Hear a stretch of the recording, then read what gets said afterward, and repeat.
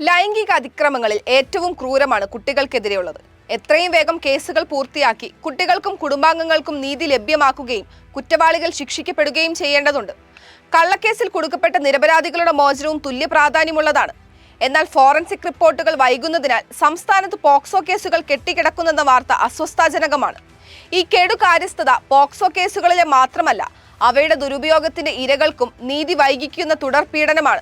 ആഭ്യന്തര വകുപ്പിൽ നിന്നുള്ള കണക്കുകൾ പ്രകാരം ഈ വർഷം ജൂലൈ 31 വരെ തീർപ്പാക്കാനുള്ള പോക്സോ കേസുകളുടെ എണ്ണം 6522 കൂടുതലും ഭരണസിരാകേന്ദ്രം ഉൾപ്പെടുന്ന തിരുവനന്തപുരം ജില്ലയിലാണ്.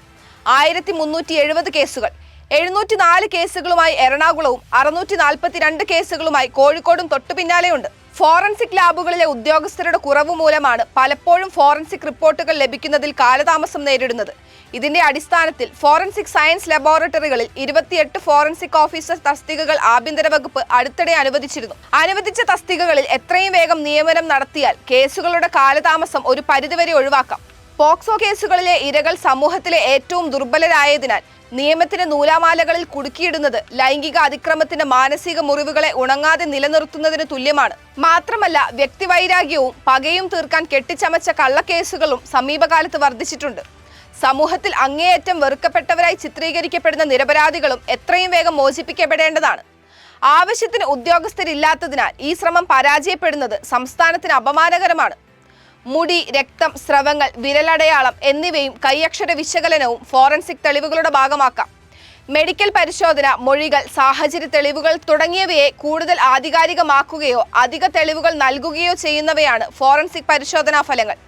വിചാരണ വേളയിൽ കുറ്റവാളികളെയും നിരപരാധികളെയും വേർതിരിച്ചറിയാനും ഈ ശാസ്ത്രീയ തെളിവുകൾ സഹായിക്കും. ബലാത്സംഗ പോക്സോ കേസുകൾ വേഗത്തിൽ തീർപ്പാക്കുന്നതിനായി 14 എക്സ്ക്ലൂസീവ് പോക്സോ കോടതികൾ ഉൾപ്പെടെ 56 അതിവേഗ പ്രത്യേക കോടതികളാണ് സംസ്ഥാനത്തുള്ളത്. ഇവ കൂടാതെ തിരുവനന്തപുരം, എറണാകുളം, കോഴിക്കോട് ജില്ലകളിലെ അഡീഷണൽ ഡിസ്ട്രിക്ട് ആൻഡ് സെഷൻസ് കോടതികളെയും മറ്റ് ജില്ലകളിലെ first additional district and sessions കോടതികളെയും കുട്ടികളുടെ കോടതിയായി വിജ്ഞാപനം ചെയ്തിട്ടുണ്ട്. അതായത് ആവശ്യത്തിന് നിയമ സംവിധാനങ്ങൾ ഉണ്ടെങ്കിലും അനുബന്ധ രേഖകൾ യഥാസമയം നൽകാനാകുന്നില്ല. എത്ര സജ്ജമായ യന്ത്രത്തെയും ഊരിപ്പോയ ഒരാണി നിശ്ചലമാക്കുന്നത് പോലെ. കുട്ടികളുടെ സംരക്ഷകരായിരിക്കേണ്ട കുടുംബാംഗങ്ങളും അധ്യാപകരുമൊക്കെ പോക്സോ കേസുകളിൽ കൂടുതലായി ഉൾപ്പെടുന്ന ഭയാനക സ്ഥിതി നിലവിലുണ്ട്. ഇരകളാകുന്ന ആൺകുട്ടികളുടെ എണ്ണവും വർദ്ധിച്ചു. വിദ്യാഭ്യാസ വകുപ്പിലെ 77 പോക്സോ കേസുകളിൽ വകുപ്പ് തല ശിക്ഷാ നടപടി നേരിടുന്നത് 65 അധ്യാപകരാണ്. 12 പേർ മറ്റ് ജീവനക്കാരാണ്. സ്നേഹത്തിന്റെ കരങ്ങളെന്ന് കരുതിയിരുന്നവ തന്നെ ഞെരിച്ചെന്ന യാഥാർത്ഥ്യത്തിന് മുന്നിൽ പകച്ചു നിൽക്കുകയാണ് പോക്സോ ഇരകൾ. ലൈംഗിക അതിക്രമങ്ങൾ കുട്ടികളുടെ വർത്തമാനകാലത്തെ തരിപ്പണമാക്കിയെങ്കിൽ നീതി വൈകിക്കുന്നതിലൂടെ സർക്കാർ അവരുടെ ഭാവിയെയും ഭയത്തിന് പണയപ്പെടുത്തുകയാണ്. ബാക്കിയുള്ളത് ഭൂതകാലത്തിന്റെ ഉണങ്ങാത്ത മുറിവുകളാണ്. കേവലം ഫോറൻസിക് റിപ്പോർട്ടിന്റെ പേരിൽ അവരെ അവിടെ തളച്ചിടരുത്.